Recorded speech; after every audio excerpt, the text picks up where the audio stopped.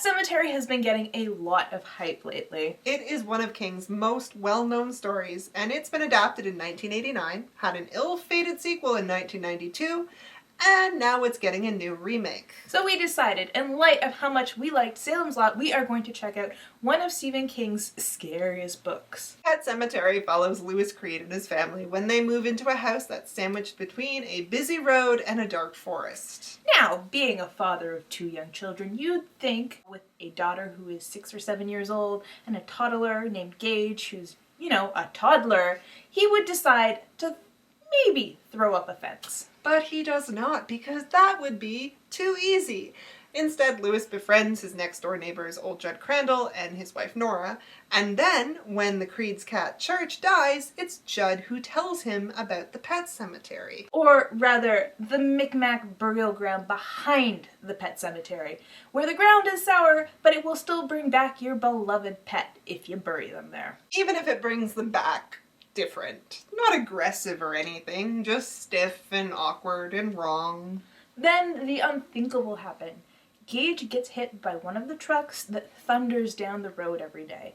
And suddenly, Louis can't think of a good enough reason why not to bury his son beyond the Pet Sematary. And of course, things go wrong. And once you hear the plot of this book, you have some immediate expectations for how this story is going to go. You expect that Gage is going to die probably somewhere in the middle of the book, and the last half of the book will be dealing with his demonic reincarnation. But that's not the case with Pet Sematary, not by a long shot. You find yourself reading page after page, watching your book get thinner and thinner, and Gage still hasn't been resurrected yet. And it's only in the last 1/6 of the book where Gage actually comes back to life. It's a weird experience, waiting that long for the payoff that you know is coming from the back of the book. Not that that makes the novel bad, because King has that classic voice, the one that says, "This is art, and see, these are some symbols, and they have meanings, and they have multiple meanings, and oh, do you like themes? Well, here's a theme for you, and you too, Glen Coco." You always feel like there is an essay just waiting under the surface of this story. The first 2/3 of Pet Sematary have the feel of a really good contemporary magical realism novel about family and the nature of grief. And it's almost good on its own. The build up to Louis digging up Gage and reburying him in the cemetery seem almost like an afterthought or a short story tacked on to the end.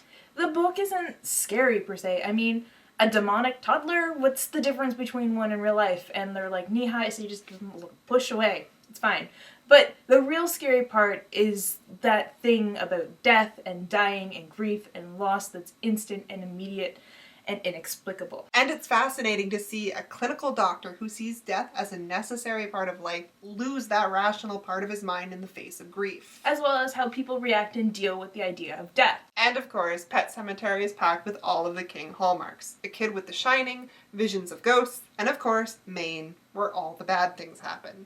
This book was written fairly early on in his career, but King was already building up his multiverse. You can even catch some references to some of his earlier books like Salem's Lot and Cujo in there. Pet Sematary is a great base text, but for the big screen, there's a lot of things that need to be changed. So we decided to abandon our cowardly ways and actually go see a horror movie. So check out our comparison video between the book and the movie. And our spoiler review, where we tell you just who Evil Gage does in and how. Overall, we both enjoyed Pet Sematary, and it's definitely one of King's best works. And even if the plot doesn't quite go as you might expect, the quiet domestic moments are interesting enough to carry the book to its horror ending. So all in all, we're glad we picked up the book, and stay tuned for another Stephen King review, probably sometime in the near future. Near to late future. Because that's how we roll.